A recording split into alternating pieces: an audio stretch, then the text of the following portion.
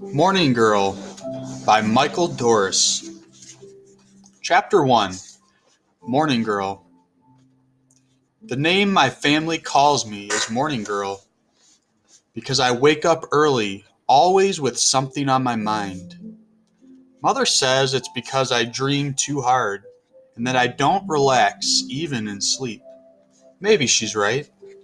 In my dreams, I'm always doing things, swimming or searching on the beach for unbroken shells, or figuring out a good place to fish. I open my eyes as soon as the light calls through the smoke hole in the roof, sit the ideas that have come to me in the night, and decide which one to follow first.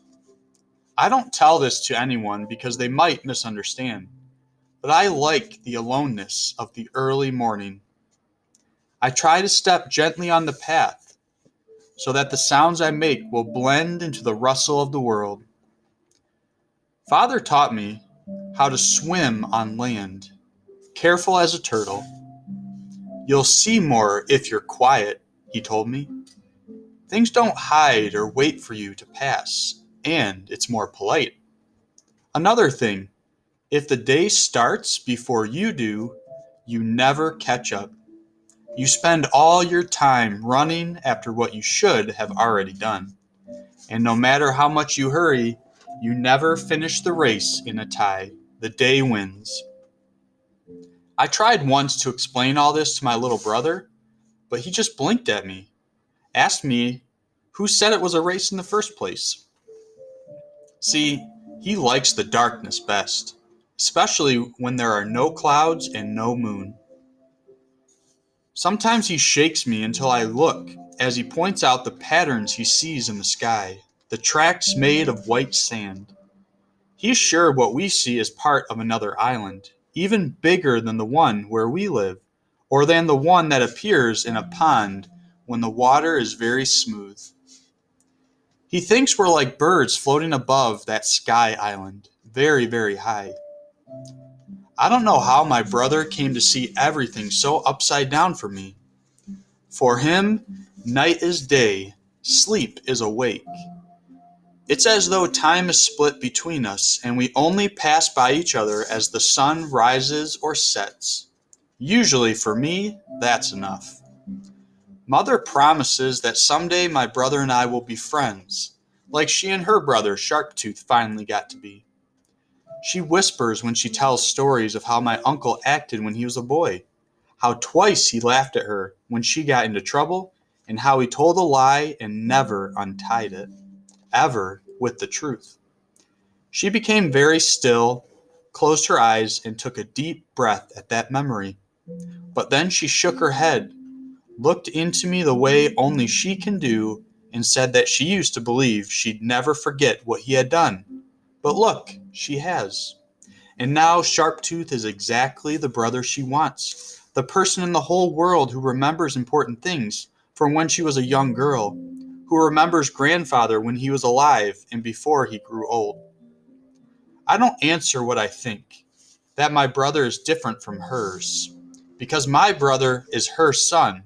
Mother doesn't know him as others do, as I do. When he's away from her sight, he eats too much. When she isn't there to hear him, he doesn't understand how to be quiet. And who knows what he does all night while the rest of us are asleep. Just before dawn today, I woke and found him sitting on the edge of my mat, watching me with big eyes. "What's the matter?" I asked him.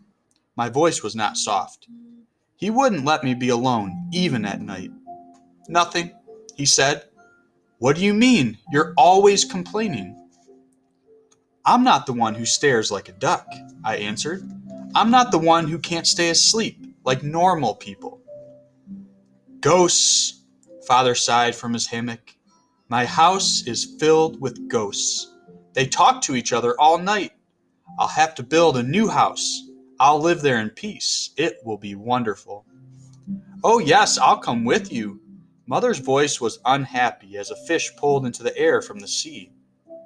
"Let's escape from such cruel ghosts who will not let people have their rest." I could have explained that it was my brother's fault, but it would have done no good. Father would only have made more jokes, and Mother would have said, "We'll listen later, morning girl." I stood up, squeezed the stiffness from the back of my neck, and gave my brother a parting frown that I hoped would leave him very worried. That did no good either, for he was already back on his own mat, curled into a comfortable position, pretending to be dreaming. His eyes were closed tightly, and his mouth was smiling. Outside, at least, belonged to me, since no one else was around. I could do anything, go anywhere. I could walk or run. I could climb or swim. I could watch the ocean or slip into the mango grove, keep very quiet until the birds forgot I was there and began to talk to one another again. The day welcomed me, brushed my hair with its breeze, greeted me with its songs. I raised my arms high and stretched. I let the rich scent of the large red flowers color my thoughts. And the perfume gave me an idea of how to use my special time. I would search for the most beautiful blossoms and weave them together into necklaces for father and mother. If I hurried, I could finish before they rose for the second time, and they would find my gifts waiting at the entrance to our house. As I was working, my mind rushed ahead to what I knew was sure to happen. Mother would come outside first, see the necklaces, and go back in to get father. Then they would return to the doorway together, him rubbing his eyes and grumbling until he noticed what lay at his feet. "Look at this!" he would cry, as if he were completely surprised. And mother would press her hands together and say, "How unusual! How well made! Where could these amazing necklaces have come from?" Mother and father would ask each other as they placed my flowers around their necks. And they would still be wearing them, still be happy with me, when finally, late in the morning, long after everyone else, my brother woke up.